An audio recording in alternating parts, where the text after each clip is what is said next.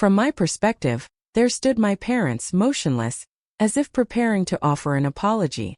"Thank you for traveling such a long distance," my mother began, her gaze lowered in a mixture of desperation and hope. "We've heard you could help our factory, which is in trouble, and we are deeply grateful," my father added calmly. Their eyes drifted for a moment, sharing a silent plea for help. It was ironic that the factory they now sought support from was the same place where their daughter worked, the same daughter they left behind in the cold mountains.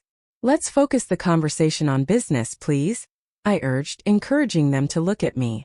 When they raised their heads, their expressions of surprise upon recognizing my voice were almost comical, which drew a laugh from me. "Now, how can I help you?" I introduced myself formally. "My name is Violetta Wilson. I live in a part of the city that is still rural, surrounded by farms. Historically, my family operated a small blacksmith shop that manufactured and repaired agricultural tools since the time of my great-grandfather. We expanded into the manufacturing of parts for agricultural machinery and grew considerably, becoming Wilson Machinery under the leadership of my father, Liam, and my mother, Samantha, who served as CEO. Our last name carried weight here. I have an older brother, Jackson, the prodigy of the family, adored by my parents and the community, who celebrated when he entered a prestigious preparatory school. In contrast, I always felt ignored in a society that placed sons above daughters. The expectations were firmly placed on Jackson to continue the family legacy. My father was always clear with me. "A woman cannot inherit the family estate," he told me bluntly when I was still in high school. Those cold words marked a predetermined path for me, pushing me to focus only on my studies. But carrying that expectation at such a young age was a heavy burden. Jackson and I were so different that sometimes it was hard to believe we were siblings. At school, he shone academically, while I excelled in physical activities, running through the fields like a wild deer. My athletic ability was the only thing in which I could surpass him, but the lack of talent in academics made school a constant challenge. Despite my best efforts, my grades barely improved, and when my parents saw my struggles, they didn't hesitate to mock me. "You're nothing like Jackson. You don't realize your own limitations." Their words were cruel, but instead of bringing me down, they fueled my determination. Then came the day when my midterm results were a disaster. Despite all my effort, my grades were low and I felt devastated. My parents, instead of supporting me, mocked me. "Seeing them, we should have known investing more in you has no. You simply don't have what Jackson has," they said coldly. While I endured their scolding, I prayed silently for that horrible moment to end. Fortunately, Jackson intervened and offered to help me with tutoring. He wasn't someone who expressed his emotions openly, but this was his way of showing his support. With our parents, he was always a firm presence in my life, a quiet refuge amidst their demands. "Maybe it's a little my fault, our parents are too strict, but I want you to know that I'm always here for you," he told me. His words touched my soul, and without realizing it, tears began to roll down my cheeks. With his support, I felt stronger and ready to face any obstacle. As I progressed through my sophomore year of high school, Jackson passed the entrance exams to a prestigious university in the city and moved. His departure left his room empty and me trapped in the inevitable comparisons made by our parents.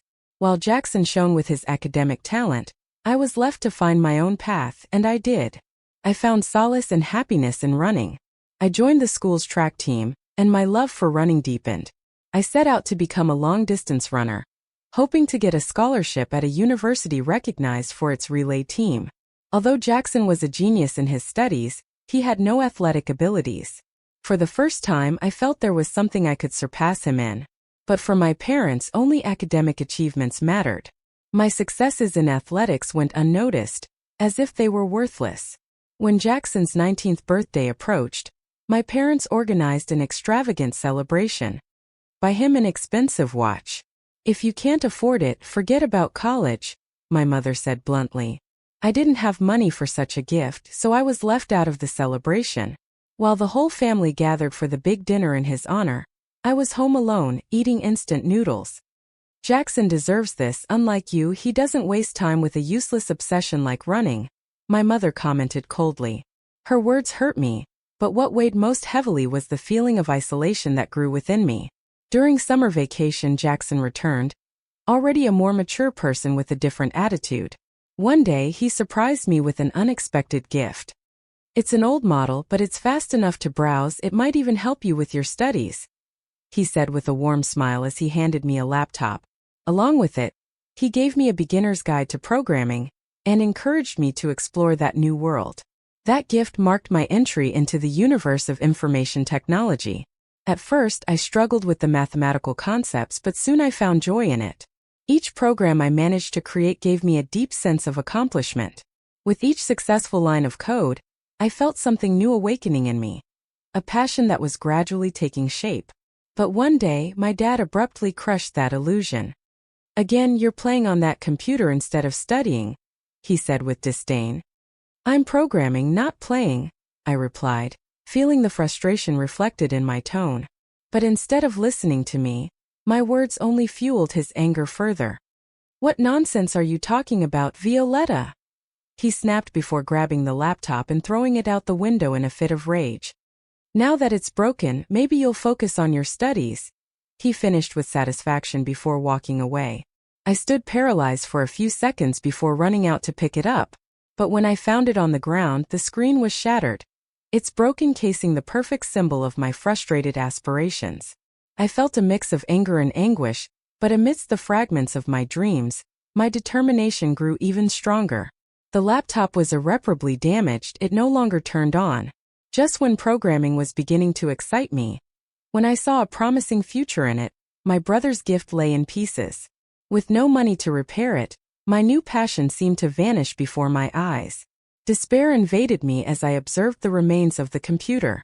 That device symbolized my escape to a world full of possibilities, and now it was nothing more than a pile of scrap metal.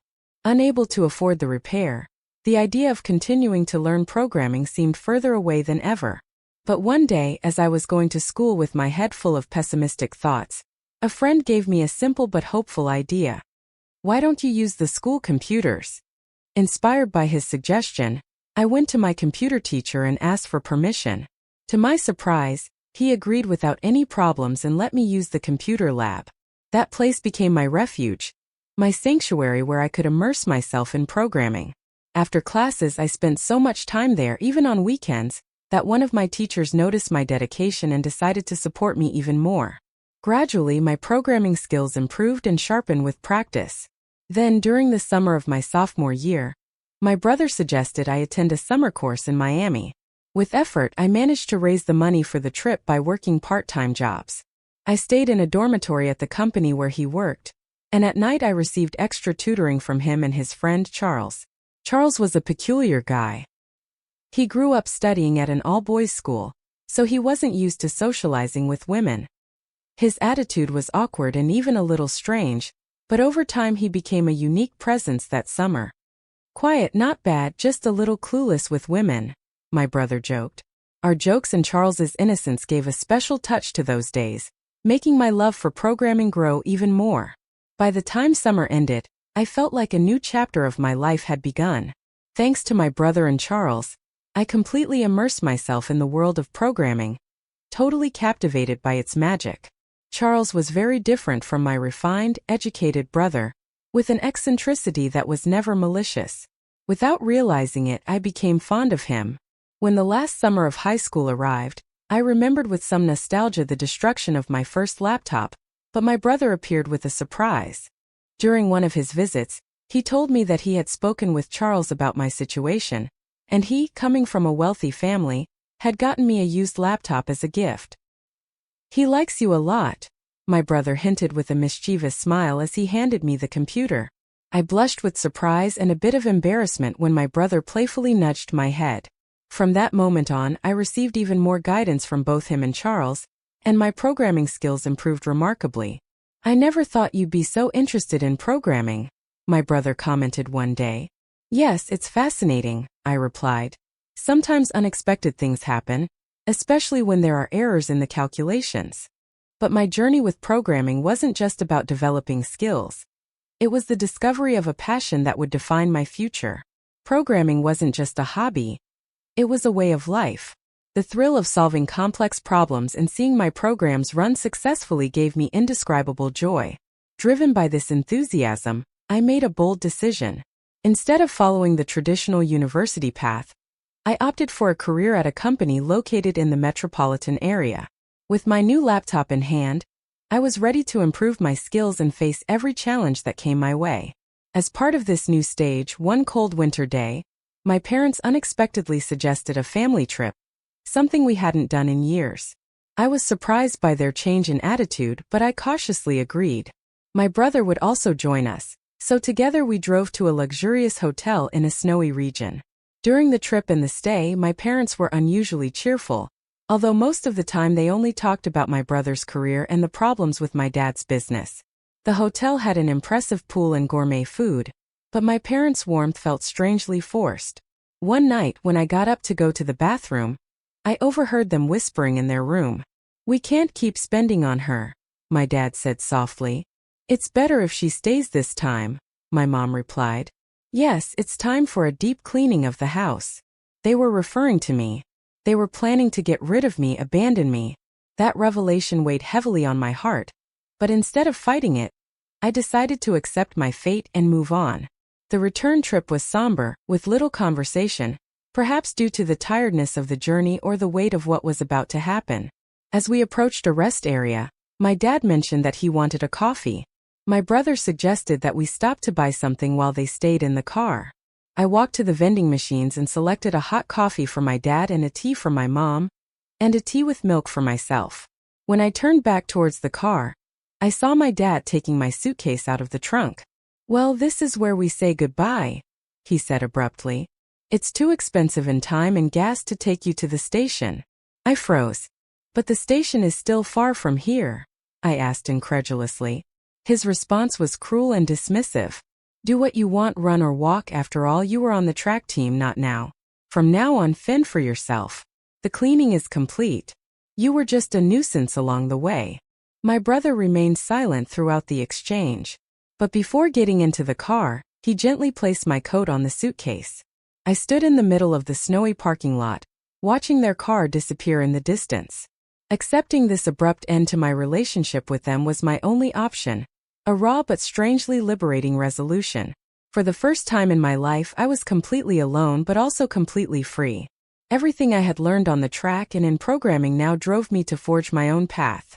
There, amidst the snow, I felt the beginning of a new chapter. It wasn't the end. It was the beginning of something bigger. 10 years later, I was driving back to my hometown, now a project leader at a cutting-edge technology company. My return wasn't out of nostalgia but for work. I had a professional commitment at the local factory, a place full of memories, some sweet, others bitter. As I approached the familiar site, anticipation and mixed emotions began to stir within me. "Violetta!" I heard a familiar voice as I parked. I turned and saw my brother getting out of a car. His face lit up with a big smile. "I was worried you'd get lost with how much the area has changed."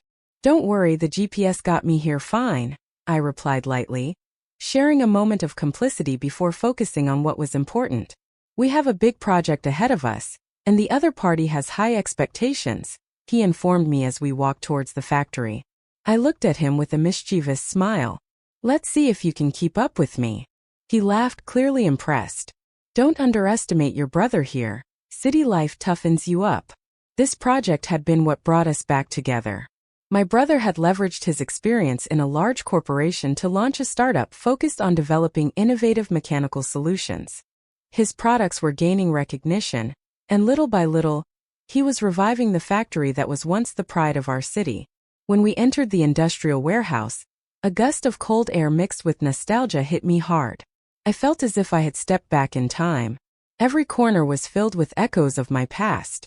And then, as if it were a scene from a movie, I saw our parents waiting for us. Their postures were tense, as if they were waiting for an opportunity to make amends.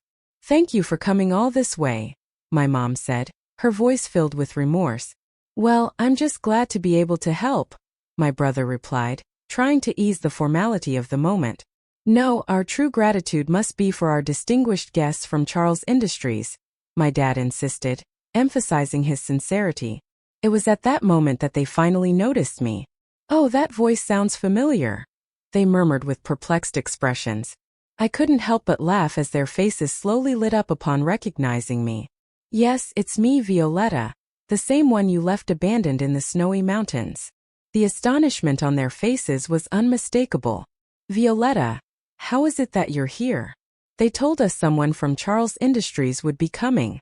Indeed, I explained calmly. I am now a project leader at Charles Industries.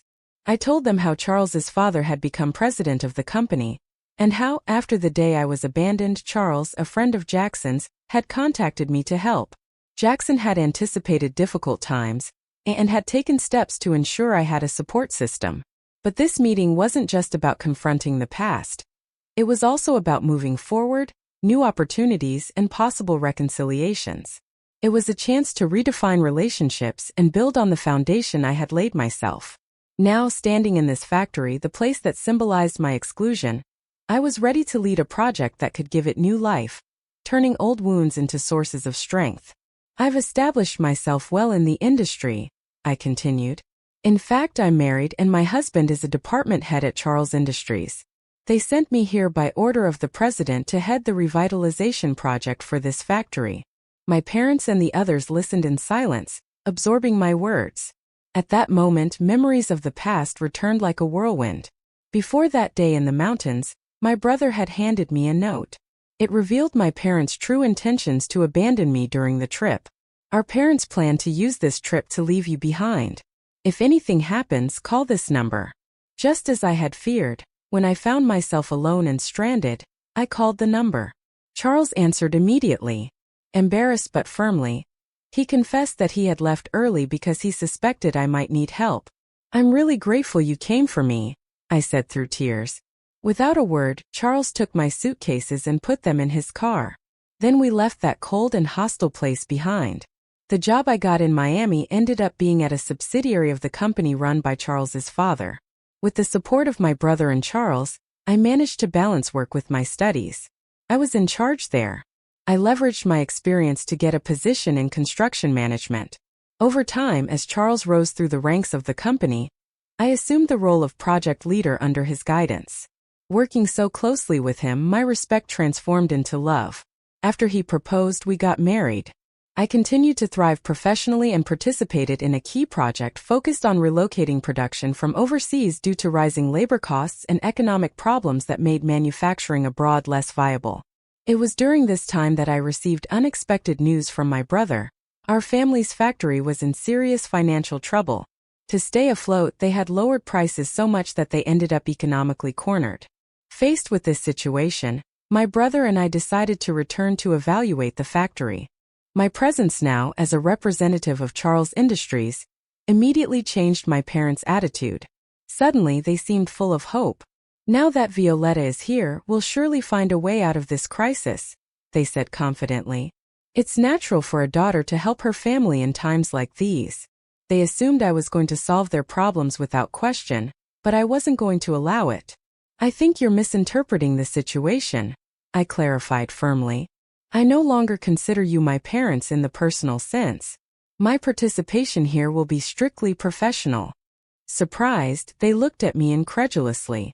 How can you be so cold? Didn't we raise you to be so ruthless? My mother reproached. I remained calm and replied without hesitation. The state this factory is in is a consequence of your bad decisions. Therefore, we are going to review the management team and integrate personnel from our headquarters. This means that you will no longer be in charge. My father's face turned red with indignation. I'll sell the factory, he said stubbornly. That should cover the debts. And with what's left, I can continue to manage it, can't I? I shook my head and let out the truth bluntly. I can no longer trust you to manage this factory. As for the debts, the restructuring plan is only possible thanks to Jackson's efforts and the support of Charles Industries. What happens next with your life is your problem. Good luck. That moment not only marked a turning point in the history of the factory, but also in my own life. I was closing a chapter of my past and moving forward with renewed determination. As my brother and I walked away defeated, well, that's settled then, I said, but immediately corrected myself. Although thinking about it, it's not really the end, it's just the beginning. This place will be transformed into a national production center. Yes, my brother said with a smile. With the management system you developed and my new machine tools, we'll make this factory reborn. We have a good chance of becoming the best in the whole country, my brother said enthusiastically. No, we don't just aspire to be the best in the country, we aspire to be the best in the world, I declared firmly, sharing our boundless ambitions. My brother let out a laugh, reflecting the same determination that now defined us. As expected, our parents ended up selling the factory, but what they earned wasn't enough to pay off their debts. I learned that they ended up working in a cold place, and although they have asked us for money several times, we decided to ignore them. However, I couldn't help but notice the irony of the situation, so in a gesture that reminded me of the way they abandoned me in the cold, I sent them a box of disposable hand warmers, the same ones I used to use in my college days. Meanwhile, the factory we bought has been revitalized and is now thriving. After several renovations, it has become a key center for inventory management and shipping logistics, generating new jobs for the community and gaining national recognition. Along with my husband, I lead new projects to expand our division. Our focus is on supporting American companies in their international growth and forming strategic business alliances. Our lives are busy, but a couple of times a year we take a break at that distant hotel, especially when it starts to snow. Every time we return, something in my heart stirs. What are you thinking about? My husband asked gently during one of our visits. The past. This place holds memories that will never be erased, I replied nostalgically. It was also here where it all began, he said with a smile. I remember that day. Despite the winter, your face was redder than a boiled octopus, I said, trying to hold back laughter. Ha! And you looked like a blushing child, he retorted. We looked at each other and ended up laughing together. Thank you. I love you, I said emotionally. No, thank you, he replied, squeezing my hand affectionately. Life is like a book full of stories. The moments we share as a couple form a chapter of that story, and what a fascinating chapter it is. Together we appreciate the journey that began in that snowy parking lot. A journey that changed our lives forever.